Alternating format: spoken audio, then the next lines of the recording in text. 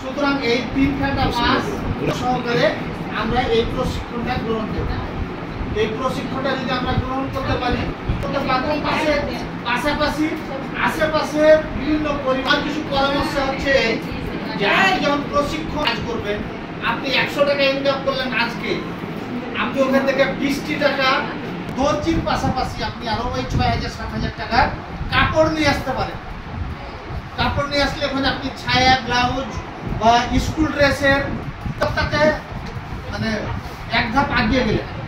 আপনার দর্জির কাজও হচ্ছে, পাশাপাশি একটা বিজনেস হচ্ছে। তাহলে দেখা যাবে যে একটা কাজ করলে আপনি মজুরি পাবেন 100 টাকা, ওখানে আপনার কাছ থেকে যে কাজটা করবে সে যদি আপনার কাছ থেকে কাপড় কিনে, ওখানে দেখা যাবে যে আপনার আর 50 টাকা লাগবে। যে জায়গাটায় আপনার 100 টাকা হতো সেই জায়গাটায় আপনার 150 টাকা হবে।